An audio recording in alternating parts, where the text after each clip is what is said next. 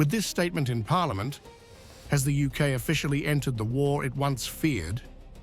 Or is this Britain's way of managing pressure from the United States to act as NATO's gatekeeper? The answer lies in the official statements now coming from the highest offices in London, as Russia and NATO edge toward a historic confrontation. This is no longer an exaggeration. Here is why. Mr. Speaker, yesterday I stood side by side with our European and American allies and President Zelensky at the Coalition of the Willing meeting in Paris. Mr. Speaker, we made real progress on security guarantees, which are vital for securing a just and lasting peace. Along with President Macron and President Zelensky, we agreed a declaration of intent on the deployment of forces in the event of a peace deal. Mr. Speaker, we will set out the details in a statement at the earliest opportunity. I will keep the House updated as the situation develops, and were troops to be deployed under the declaration signed, I would put that matter to the House for a vote. London is no longer hiding behind diplomatic language. By authorizing bases, warships, surveillance aircraft, and logistical muscle for US-led interceptions, Britain has crossed from rhetoric into direct operational alignment, turning the so-called support role into an undeclared act of war.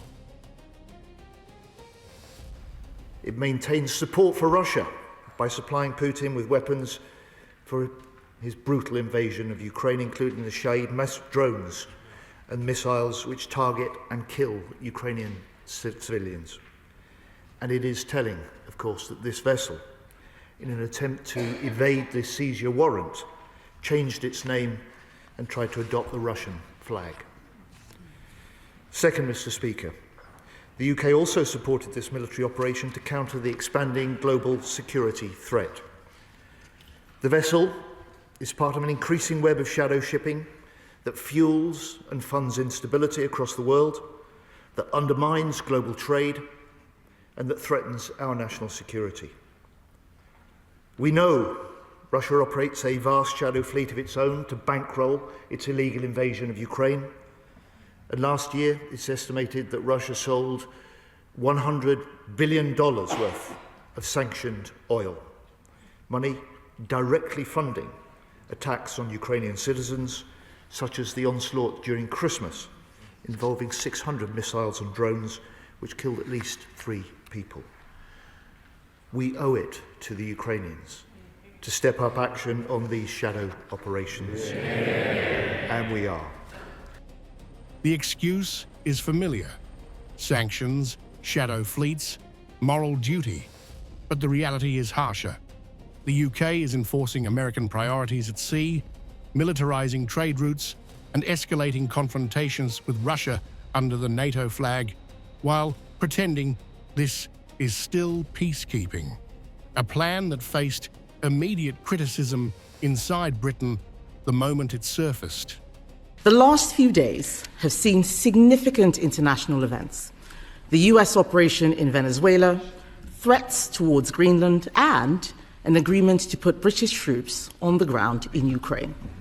So it is frankly astonishing that the Prime Minister is not making a full statement to Parliament today.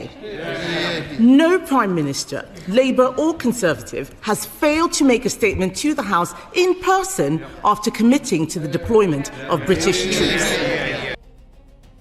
Talk of "we owe it to Ukraine" has now become political cover. Parliament is being primed to accept conflict normalization, where interception today becomes engagement tomorrow, and deterrence quietly mutates into direct collision. This is Europe's dependency exposed. Brussels follows, London executes, Washington commands. NATO unity is maintained not by consensus, but by pressure, leaving sovereign decision-making hollow and strategic risk outsourced to British forces.